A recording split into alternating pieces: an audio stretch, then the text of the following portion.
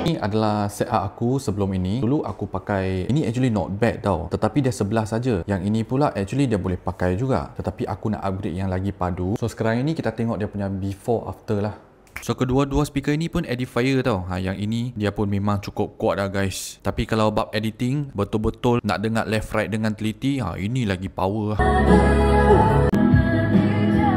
Alright guys, so kotaknya ada sedikit besar. Macam mana pun aku kena tunjuk apa yang kita boleh dapat dalam kotak inilah. So untuk speaker edifier ini, dia akan bagi korang a pair of all the wires, satu buku quick starter guide dan dua speaker full lama. Korang tengok dia punya quality. Quality ini bukannya ala-ala cap longkang, bukannya. Ini adalah edifier. Dekat dalam sini korang boleh tengok dia punya carbon fibers. Dua biji ini sudah boleh kau tim. Dekat sini dia ada tweeter. Dekat sini dia adalah dia punya base. So dia ada dua base, dua tweeter. Instead of setengah produk yang korang boleh pilih dua speaker tepi sebiji woofer. So dekat belakang sini korang boleh adjust dia punya barang-barang ini semua seperti acoustic tuning, bluetooth. Alright gang, so sekarang ni aku dah siap set up workspace aku sekali lagi. Aku punya monitor ni dia panjang 43 inci. So aku tak boleh letak dia straight. So aku kena letak dia horizontal macam ini. Tetapi setup ni agak cun jugalah sebab dia nampak fit. Dekat sini dia fit. Lepas tu capybara aku letak dekat sini.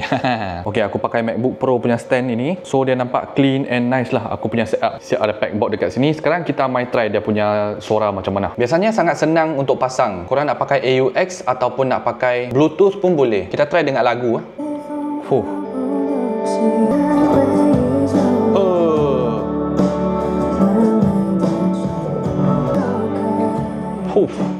Padu mat, aku tak boleh buka lama sangat, nanti dia kena copyright pula. Kalau korang nak connect Bluetooth, belakang ada satu button, korang tekan saja dia akan connect Bluetooth. Okey, dekat sini pula dia ada sound effect switch tau. Korang boleh tukar di antara merah, hijau, putih. Macam korang punya preset lah. Korang nak off, korang tekan lama-lama dia akan off lah. Edifier MR3 Studio Monitor speaker ini ada juga headphone output dekat sini. Flat response 52Hz sampai 40kHz. Dan mereka ada high res audio certified Bluetooth V5.4.